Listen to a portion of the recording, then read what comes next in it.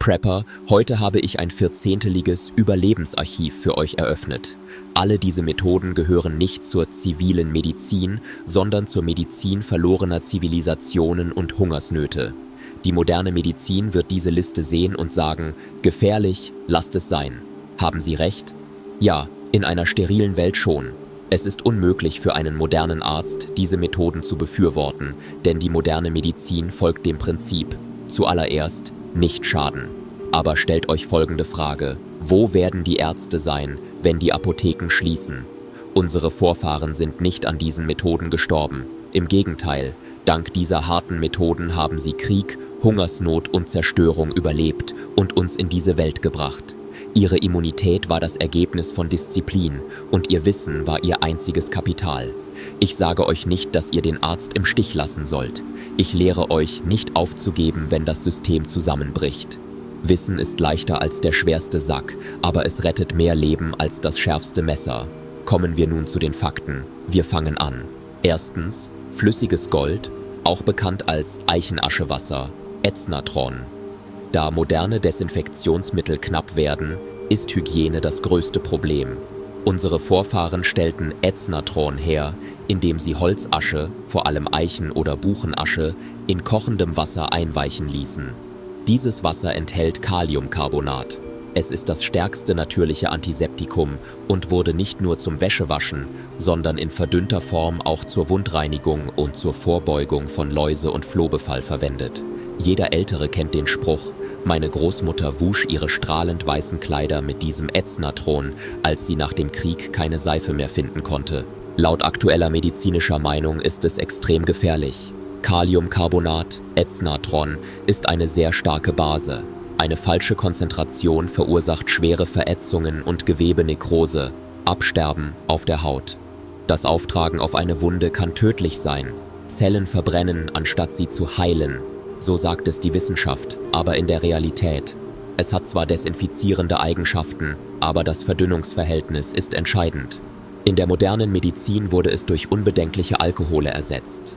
Zweitens, natürlicher Verband, Kiefernharz und Bienenwachs. Als moderne Verbände bei Knochenbrüchen oder tiefen Schnitten nicht ausreichten, stellten unsere Vorfahren Harzsalbe, Pechsalbe her.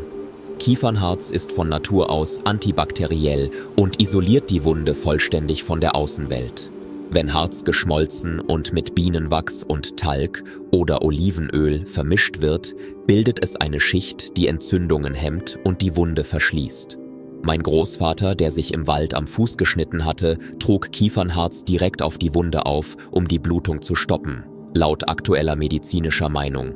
Obwohl Harz von Natur aus antibakteriell ist, kann es in seiner natürlichen Form aus dem Wald Bodenmikroben, wie zum Beispiel Tetanus, enthalten. Das direkte Auftragen auf eine offene Wunde kann Infektionen einschließen. So sagt es die Wissenschaft, aber in der Realität. Tatsächlich bildet Harz zwar eine Schutzschicht, doch die Verwendung ohne Sterilisation birgt ein hohes Risiko. Diese Dinge wurden zwar schon versucht, aber dieses Wissen ist zumindest von Vorteil, falls wir während oder nach einem Stromausfall keine Behandlungsmöglichkeit finden. 3. Soldatenkraut, Schafgarbe. Sie ist ein uraltes Wissen von den Schlachtfeldern. Ihr Name Millefolium, tausendblättriges Kraut, ist nicht unbegründet. Blutungen gehören zu den 1000 Leiden, die damit behandelt werden. Zerreibt man frische Schafgarbenblätter in der Handfläche und drückt sie auf eine Wunde, lässt das darin enthaltene Achillein das Blut innerhalb von Sekunden gerinnen.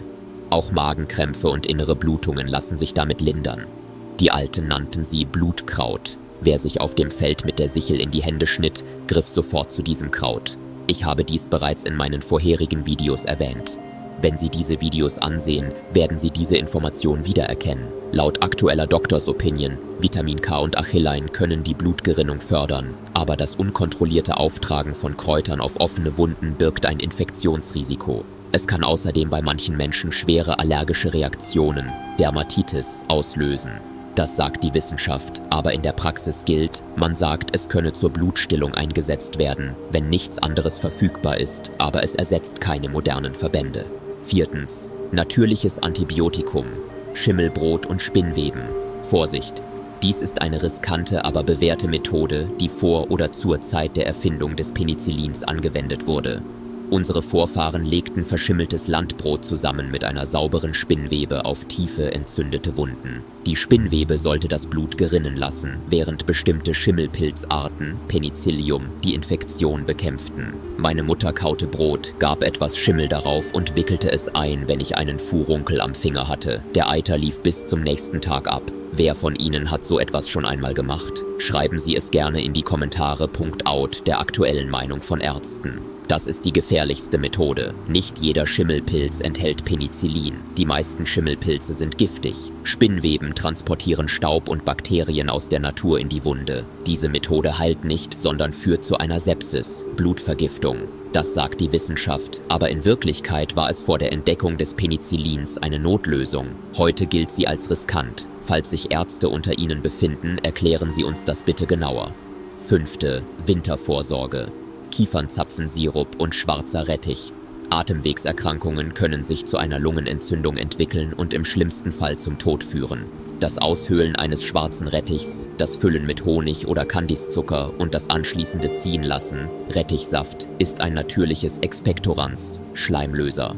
Der Extrakt aus gekochten, noch grünen Kiefernzapfen gilt als das wirksamste Waldheilmittel zur Reinigung der Lunge. Wenn wir wegen Husten nicht schlafen konnten, gab uns meine Großmutter dieses Wasser aus dem Inneren eines Kiefernzapfens. Rettich und unsere Brust würde sich sofort weicher anfühlen. Laut der aktuellen Meinung von Ärzten, es kann als unterstützende Behandlung eingesetzt werden, aber bei schweren Infektionen wie Lungenentzündung unterdrückt es nur die Symptome. Bei einer bakteriellen Infektion kann ein Lungenkollaps ohne Antibiotika nicht verhindert werden. So die wissenschaftliche Erkenntnis, aber in der Praxis. Es hilft bei Halsschmerzen und einfachem Husten und stärkt das Immunsystem im Winter. 6. Eichenrindenabsud. Eichenrindenabsud. In einer Welt ohne Antibiotika sind Durchfall und Ruhr die häufigsten Todesursachen. Die Rinde junger Eichenzweige wird geschält und lange gekocht. Die so gewonnene Flüssigkeit enthält eine hohe Konzentration an Tanninen. Warum ist das wichtig? Diese Flüssigkeit wirkt adstringierend. In Kriegszeiten wurden offene Wunden mit diesem Wasser gewaschen, da es durch Ausfällung von Proteinen eine Schutzschicht bildet und so das Eindringen von Mikroben verhindert. Eingenommen versiegelt es die Darmwand und beugt so dem Tod durch Ruhr vor. In deutschen Feldhandbüchern wurde dieses Mittel als Mittel der ersten Wahl bei Magen-Darm-Problemen empfohlen. Meinung des Arztes. Da Tannine adstringierend wirken, können sie bei Durchfall hilfreich sein, beheben aber nicht die Ursache der Darminfektion. Übermäßiger Gebrauch kann zu Leberschäden führen. Das sagt die Wissenschaft, aber in Wirklichkeit ist seine Wirkung gegen Durchfall wissenschaftlich erwiesen, dank seines Tanningehalts. 7. Schwedenkräuter. Originalrezept. Die heute im Handel erhältlichen Varianten ähneln Tee, doch die Originalrezeptur aus dem Jahr 1945 ist ein wahres Lebenselixier. Es wird hergestellt, indem man bittere Kräuter wie Aloe, Rhabarberwurzel und Myrrhe in hochprozentigem Alkohol, Schnaps, einlegt. Warum ist es so wichtig? Unsere deutschen Vorfahren nannten es das Lebenselixier. Es wurde sowohl getrunken als auch zur Wundversorgung verwendet. Sein größtes Geheimnis: wird diese alkoholische Mischung in den Körper eines Erfrierungsgefährdeten einmassiert, stellt sie sofort die Durchblutung der Extremitäten wieder her. Daher kommt die Geschichte: Meine Großmutter trank jeden Morgen einen Löffel davon und musste erst mit 90 Jahren zum Arzt. Ein hoher Alkoholgehalt beschleunigt zwar die Durchblutung, ihn aber als Lebenselixier zu bezeichnen, ist übertrieben. Da er auf Alkohol basiert, birgt er Risiken für Menschen mit Leber- und Magenempfindlichkeit. Das behauptet zwar die Wissenschaft, aber in der Realität ist bekannt, dass er die Durchblutung fördert und die Verdauung unterstützt. 8. Sauerkrautwickel, Kohlwickel. Dies ist eine sehr deutsche Methode, die in der Medizin als deutsches Wunder bekannt ist. Sauerkraut, das nicht wärmebehandelt ist und lebende Probiotika enthält, wird zwischen 2 Lagen eines Tuchs gelegt und um geschwollene Gelenke oder entzündete Brust gewickelt. Warum ist das wichtig? Die Milchsäure und der Schwefel im Kohl werden über die Haut aufgenommen und reduzieren so schnell Ödeme und Entzündungen. Heutzutage wird es als Kohlwickel belächelt, aber damals wurde es als Antibiotikaersatz verwendet. Wenn das Knie meines Großvaters anschwoll, wickelten sie es über Nacht mit Kohl ein und am Morgen war die Schwellung verschwunden. Laut aktueller medizinischer Meinung: Milchsäure und Probiotika dringen nicht in die Haut ein. Sie erzeugen lediglich einen Kältekompresseneffekt. Die Behauptung, dass es Entzündungen reduziert, ist nichts weiter als ein Placebo-Effekt. So steht es in der Wissenschaft, aber in der Praxis wirkt es wie eine Kälteanwendung, um Ödeme zu reduzieren. 9. Holundermark. Diese Information ist rar gesät, sie ist ein wahrer Geheimtipp. Das weiße, schwammige Mark im Inneren schwarzer Holunderzweige wird extrahiert. Warum ist es wichtig? Dieses Mark ist die schnellste natürliche Substanz, um die Haut zu kühlen und Gewebeschäden bei Verbrennungen und Sonnenstich vorzubeugen. In Essig eingelegt und auf die Stirn aufgetragen, eine starke Variante des Wädenwickels, senkt es selbst hohes Fieber. Laut aktueller medizinischer Meinung erhöht die Anwendung von Fremdstoffen auf Verbrennungen das Infektionsrisiko. Verbrennungen sollten ausschließlich mit Wasser behandelt werden, so die Wissenschaft, doch in der Praxis. Holunder hat zwar eine kühlende Wirkung, kann aber bei tiefen Verbrennungen zu Gewebeverlust führen. 10. Ameisensäurebehandlung. Diese Methode ist ein extremes Heilmittel, das von deutschen Waldbewohnern insbesondere bei starkem Rheuma und lähmenden Gelenkschmerzen angewendet wird. Man legte ein Stück Stoff über einen großen Ameisenhaufen, Waldameisen. Die Ameisen besprühten den Stoff zur Verteidigung mit Säure. Anschließend wurde der säuregetränkte Stoff um die schmerzende Stelle gewickelt. Warum ist das wichtig? Ameisensäure regt die Durchblutung in dem betroffenen Bereich so stark an, dass die Gelenke, die kurz vor der Versteifung stehen oder stark entzündet sind, wieder mobilisiert. Noch heute ist sie Bestandteil einiger Rheumamedikamente. Wenn das Knie meines Großonkels blockierte, brachten sie ihn in den Wald, legten ihn in einen Ameisenhaufen und er rannte zurück. Meinung eines Arztes. Ist das ein Witz? Ameisensäure ist ätzend. Ameisenbisse können einen anaphylaktischen Schock auslösen. Es gibt keine wissenschaftlichen Beweise dafür, dass sie bei Rheuma hilft. Das sagt zwar die Wissenschaft, aber in Wirklichkeit kann sie zwar kurzfristig Linderung verschaffen, da sie die Nervenenden stimuliert, schädigt aber das Gewebe. 11. Speckschwarte gegen Entzündungen. Dies ist ein echtes bayerisches/österreichisches Geheimnis vom Land. Die äußerste zähe Haut von gesalzenem und geräuchertem Schweinefett, Speck, wird abgeschnitten. Diese Haut wird über tiefe Wunden, Furniere, Abszesse gelegt, die Eiter angesammelt haben oder nicht aufplatzen wollen. Warum ist das wichtig? Der hohe Salzgehalt und die osmotische Wirkung des Tierfetts öffnen die Hautporen und ziehen die Entzündung an die Oberfläche. Diese Methode verhinderte in den 1940er Jahren, vor der Antibiotika-Ära, Fingeramputationen. Wenn ich einen Abszess am Finger hatte, legte meine Großmutter ein Stück gesalzene Haut darauf und am Morgen war der ganze Eiter herausgelaufen. Laut heutiger medizinischer Meinung, die osmotische Wirkung des Salzes kann Eiter herausziehen, aber Tierfett und Bakterien verschlimmern die Wunde erheblich. Das sagt die Wissenschaft, aber in der Realität. Es kann zwar effektiv Eiter herausziehen, ist aber nicht steril. 12. Zwiebelsocken, Fieber und Entgiftung. Dies ist eine harte Methode, die bei deutschen Müttern beliebt, bei jungen Leuten aber in Vergessenheit geraten ist. Zwiebeln werden in Ringe geschnitten, in einer Pfanne leicht erhitzt, nicht gekocht, nur erhitzt, ohne sie zu verbrennen, und unter die Fußsohle gelegt. Darüber wird eine Wollsocke gezogen. Warum ist das wichtig? Über die Nervenenden und Poren in der Fußsohle vermischen sich die Schwefelverbindungen der Zwiebel mit dem Blut. Dadurch wird die Infektion im Körper reduziert und das Fieber unglaublich schnell gesenkt. Als mein Fieber 40 Grad erreichte, band mir meine Mutter eine Zwiebel an den Fuß. Ich wachte schweißgebadet auf, aber die Krankheit war verschwunden. Laut aktueller medizinischer Meinung ist es nicht möglich, dass Schwefel über die Fußsohle ins Blut gelangt. Es kann Fieber durch Schwitzen senken, aber das ist nur ein physikalischer Effekt. Es ist eine Wirkung. So steht es in der Wissenschaft, aber in Wirklichkeit, es bietet psychische Linderung und bewirkt Schwitzen. Es ist ein harmloses Hausmittel. 13. Huflattichrauch. Diese Information ist sehr selten. Bei Asthma oder starker Atemnot wird nicht das Kraut selbst, sondern sein Rauch verwendet. Getrocknete Huflattichblätter werden in einem Behälter verbrannt und der Patient inhaliert den Rauch. Warum ist das wichtig? Die Substanzen im Rauch erweitern sofort die Bronchien. Es ist das natürliche Äquivalent zu den modernen Inhalatoren von vor 150 Jahren. Mein Großvater verbrannte dieses Kraut und inhalierte den Rauch, wenn er Atemnot hatte, und seine verstopften Lungen öffneten sich sofort.